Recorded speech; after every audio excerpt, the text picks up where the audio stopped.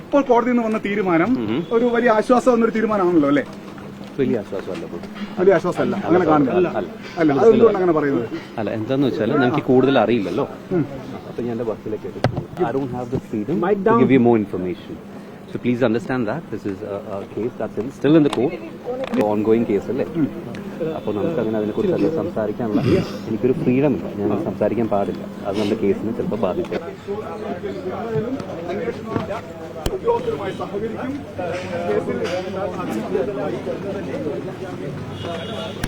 Case അന്വേഷണവുമായി സമ്പൂർണ്ണമായി സഹകരിക്കുമോ? ഈ കാര്യത്തിൽ സഹകരിക്കണമെന്ന് സുപ്രീം കോടതി നിർദ്ദേശിച്ചിട്ടുണ്ട്. സമ്പൂർണ്ണമായി സഹകരിക്കും. നമ്മൾ സഹകരിക്കായിരിക്കും, ഉറപ്പായിട്ട് സഹകരിക്കും. ഉറപ്പായും കേസന്വേഷണവുമായി സഹകരിക്കുമെന്നാണ് സിദ്ദിഖിന്റെ മകൻ ഇപ്പോൾ വ്യക്തമാക്കിയത്. ഇടക്കാല ആശ്വാസം മാത്രമല്ലേ ഇത്? അല്ലേ? കാണുമോ അക്കാര്യത്തിൽ എന്തെങ്കിലും തീരുമാനം വിളിപ്പിച്ചാ പോകുന്നതാണോ? നേരിട്ട് പോകാൻ സാധ്യത? ഇനിയിപ്പോ അന്വേഷണവുമായി സഹകരിക്കണമെന്ന് സുപ്രീം കോടതി ആവശ്യപ്പെട്ടുണ്ടല്ലോ. ഞാനിവിടുന്ന് എങ്ങനെ പോകും? വണ്ടി എവിടെയാണ്? ഇല്ല, വേറെ ഒന്നുമല്ല. I don't have the freedom to give you more information.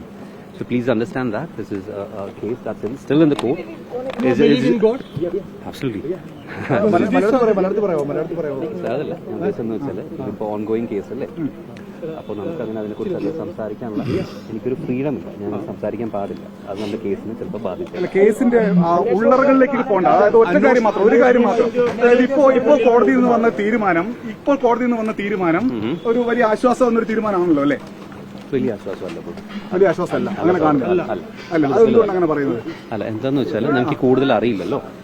അപ്പൊ ഞാൻ എന്റെ വർക്കിലേക്ക്